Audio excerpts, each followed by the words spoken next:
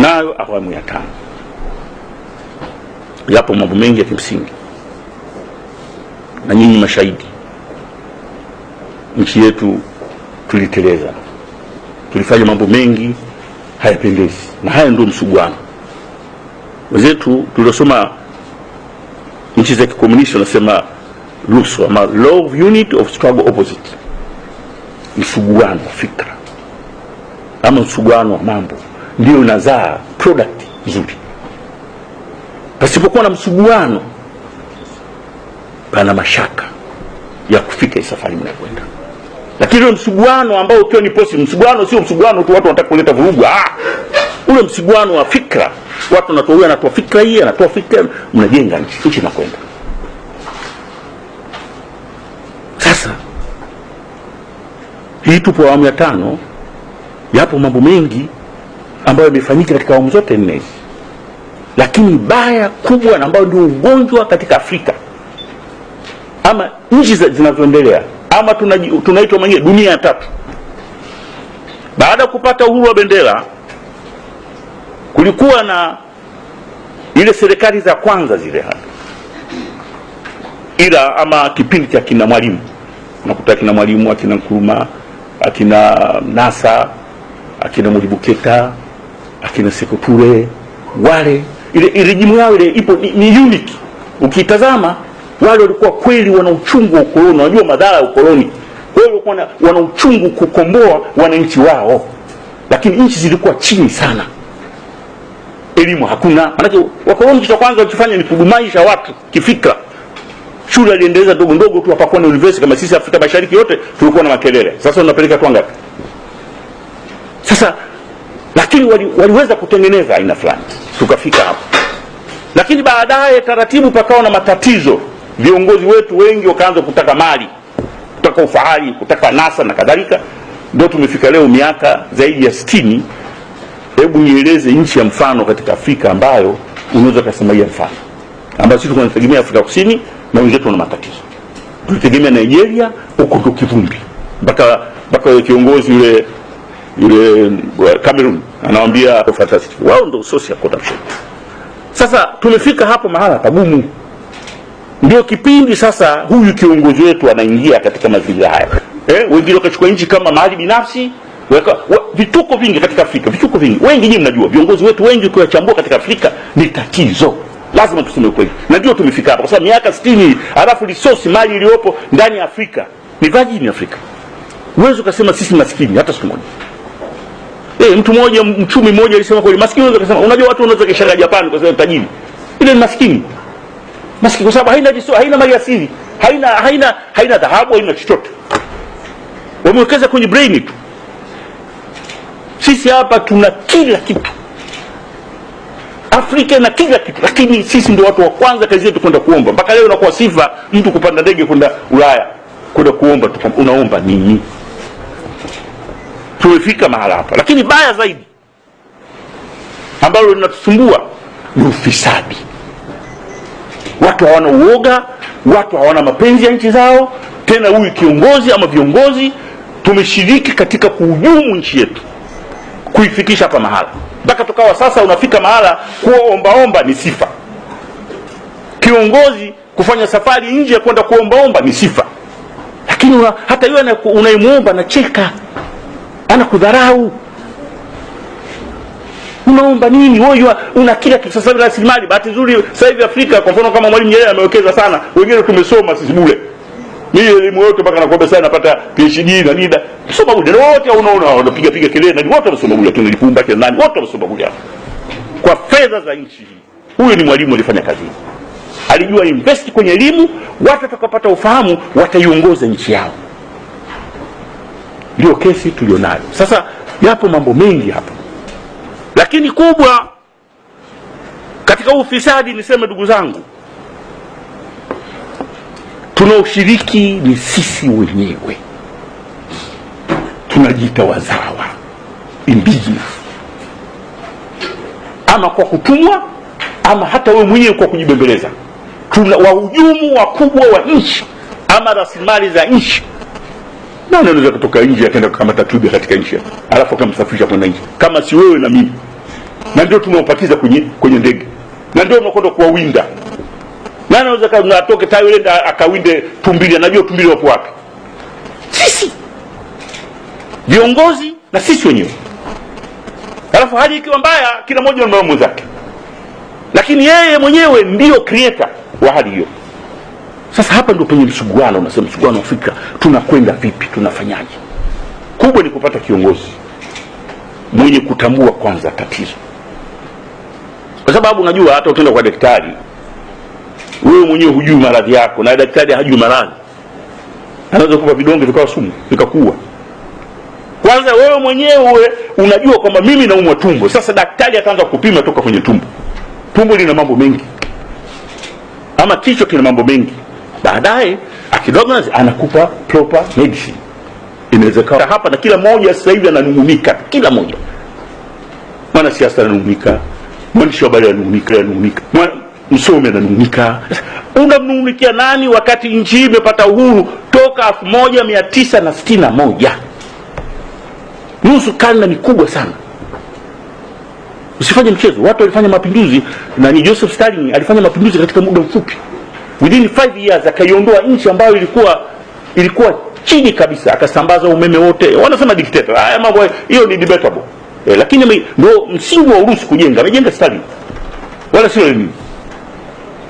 Lakini palikuwa na masukosuko, na hata wengine wanakula matunda Stalin. Ndio alijenga base, hata ile military might, ubabu wa kijeshi ule Stalin anafanya vitu vikubwa sana. Simsifii kwamba, lakini kuna mambo amefanya, lazima ukubali. Ni objective haya, lazima useme, sio unamsema dictator. Kwa hiyo wenzetu wanasema dictator ni mtu wote mzuri, kwa sababu wenyewe hata wale wapigania uhuru wanasema dictator. Watu wanataka kujikomboa wanasema terrorist. Sasa lazima uangalie hao watu wanapotafasiri vitu, wanatafasiri kwa interest zao, kwa chuki zao, lakini wewe nenda objective. Lakini ameijenga nchi kwa muda mfupi, sio miaka 50.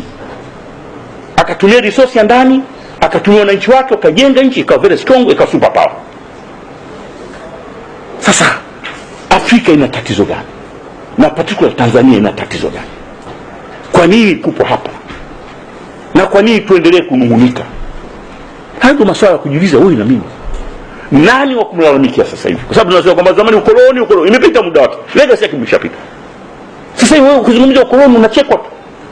Mwingereza hana hata harufu hapa, yupo. Sasa wewe independent una kila kitu. Sasa ukoloni sasa hivi sio hoja. Hoja sasa ni viongozi wetu, na sisi wenyewe hatutaki kuiendeleza nchi yetu. Hatutaki kujitoa hapa, na hasa viongozi ndio tatizo. Kwanza kumshukuru kiongozi wetu, rais wetu mpendwa Dr. John Pombe Magufuli, kwanza kwa kujitoa muhanga, na mwenyewe ametamka amejitoa kafara. Hii ni sentensi kubwa ndugu zangu, sio jambo dogo. Watu wanachukua kama hadithi wamezungumza. Hapana. Ana maana gani? Kwa sababu hii kazi anaifanya ni riski, watu hawataki kufanya. Viongozi wengi wanapokuja katika viongozi wanaangalia hapa panafanya biashara, watasema na nguvu sana, anakwenda hivyo basi mambo yanakwenda. Anaweza miaka yake kama kachuma, kama akawa mfanya biashara, kama whatever, basi anaondoka pata pension, nikwisha bali. Wananchi wapo katika hali tena mbaya, itazikia. Sasa huyu nasema ni tofauti, kwa sababu generation nyingi zimepita. Kupata watu wa namna hii ni wachache. Kama tujui, mimi nataka tukumbushane. Mimi sisemi kupata viongozi wa namna hii ambaye anasema mimi najitoa kafara. Nani anasema? Sentensi ngumu sana. Kwa ajili ya nchi yangu. Alafu anafanya jitihada, vitendo vyake vinafanana na kauli yake. Huyu anapaswa tumunge mkono, tumshike.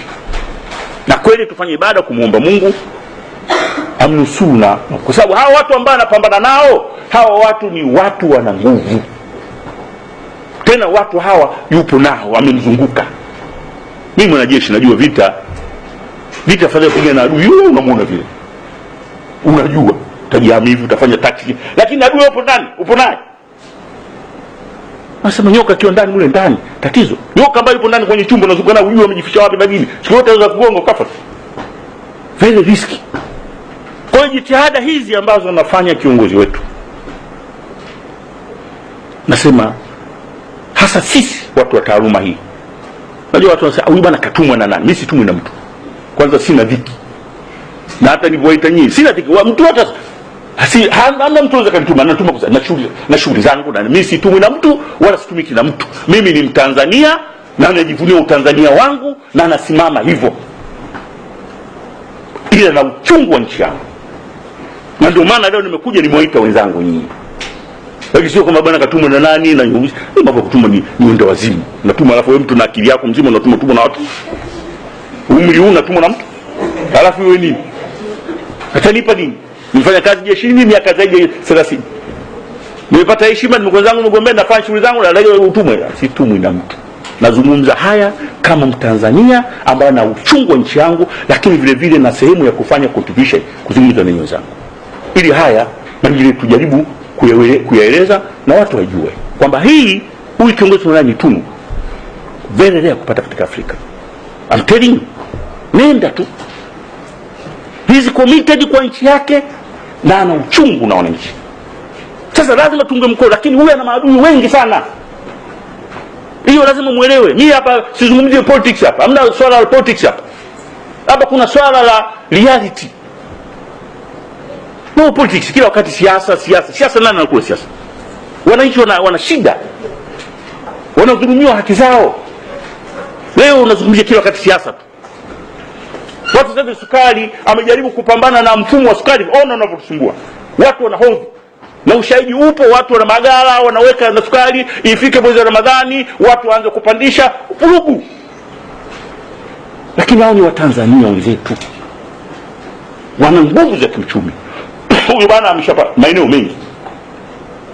Kazungumza na TRA pale. TRA, bandari, nyinyi mnaona vita vyake.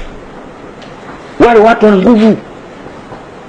Wana tentacle. Kwa sababu unapozungumza na unapopambana na huyu kondo huyu, usimwangalie kondo. Ana watu waliomzunguka ambao wanapata maslahi yao ama wanaendesha maisha yao kwa kumtegemea huyu bwana. Kwa hiyo unapomgusa huyu utakuwa umegusa wengine watu 100. Sasa unawajua. Mwingine hata yule ambao upo naye karibu anakushauri, mwingine anahusika naye. Ndio maana anasema jamani, niombeni Mungu, sababu salvation ipo kwa Mwenyezi Mungu sasa hivi. Hakuna sehemu yote kwenye salvation ya kiongozi wetu. Hana. Na Watanzania sisi tumuombe, tumuunge mkono. Lakini vita aliyofungua ni very very complicated. Sababu viongozi wengi wanakwepa huko, hawataki. Anafanya miaka 5, 10, mtaka anaondoka basi. Atakayofanya lingi, lakini kugusa haya mambo tini ambayo ndio ukombozi wa nchi yetu, ili tuende kwenye uchumi, lazima ufanye haya. Katika Afrika hawapo. Kama wapo basi nionyesheni. Mimi sijaona. Nasema kweli. Pamoja na usumi wangu ni mwandishi wa habari, mimi sijaona kiongozi nionyeshe. Sijui alikuwa Gaddafi. Na wamemuondoa maskini Mungu. Sasa wenyewe wanasema kwamba walifanya makosa kumuondoa. Nchi ambayo ilikuwa ya neema, watu walikuwa wote, hamna mtu asiyokuwa na kazi alikuwa analipwa, mpaka ukitaka kuoa unapata fedha.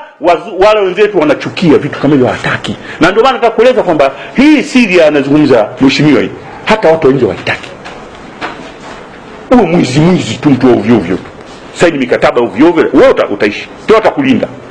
Viongozi wangapi wanalinda? Nenda kasome kitabu hiki. Mwandishi wa habari, ukisoma kitabu hiki ndio utajua manufacturing consent. Ametunga huyu profesa Noam Chomsky na huyu Edward Hellman. Hii kwa mwandishi wa habari soma, utaona mashirika humu. Huyu Marekani profesa anaelezea ubadhirifu na ufisadi unaofanywa na hizi nchi ambazo leo nasema zinatusaidia. Msaidiwa nani amesaidiwa hapa katika miaka 50? Mmeona nchi imekomboka kwa misaada ya nje. Wapi? Kama data uone kwamba kuna nchi ambazo zilikuwa kubwa ni hiyo Nigeria, South Africa. Ili ukiangalia wenzetu tunaona matatizo. Sasa nasema huyu kiongozi wetu lazima kwanza tujue hivyo. Na sisi wana taaluma ya habari tuna nafasi nzuri ya kueleza ukweli. Kukosoa ni jambo la kawaida. Kukosoa na kukosoa ni kitu kawaida. Panapoteleza, lakini kuna watu sasa hivi wanafanya njama ya kutaka kumtengua huyo bwana nguvu asifanye haya mambo. Sasa mambo yanawakera, lakini watu wachache, wewe na mimi tunufaika. Na ndio maana wanafucha sukari, watafanya vitu vingi sana. Bado anagusa. Watu walikuwa wanapeleka hapa bandarini, wanapitisha mizigo tu bure. Tena wengine wakala sio anapitisha yake bure, lakini kwa bwana ukitaka kupitisha basi mimi nitakupitisha bure. Lakini kwa hiyo bandari haipati fedha. Kuna mtu hapa na kwa bandari nani asijua, naomba naongea kafilisi na mashirika. Fisadi mkubwa sana nchi tumefanya. Tumefika mara hapa, sio umaskini. Sisi sio maskini. Na hiyo amezungumza kiongozi wetu, tumwamini, sisi sio maskini. Umaskini ni wa kujitakia. Na ndio maana leo watu wanaandika tena kwa kufurahi kwamba tumenyimwa misaada Marekani. Sasa msaada ule ambao wewe unakusanya kwa mwezi mmoja, usisifie jitihada za kuandisha tupo watu ajabu sana. Shilingi 10 zitakapewa na Marekani utaziona nyingi kuliko shilingi 40 uzonazo. Lakini hesabu wapi? Wapi? Tumelewa. Tunaandika msaada gani? Resource ya ndani.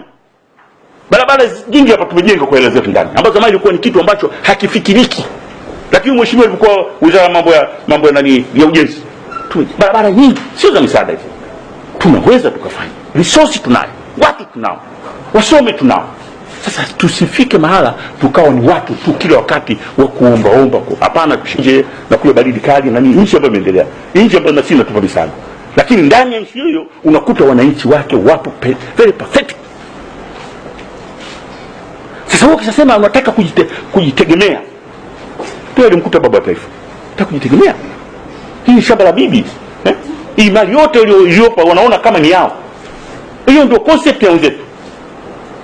Kwa hiyo kupata viongozi wa ajabu na nini wanafanya vitu tunakwenda. Sasa ndio nasema kiongozi wetu huyo tunatakiwa tumsupport. Lakini iko vita vya ndani, vita vya nje. Na watu ambao tunaweza kufanya kazi hii. Mimi nimefurahi sasa hivi hata uchambuzi wa wasomi. Sio ule ushabiki. Hawendi kwenye ushabiki. Wengi wanakwenda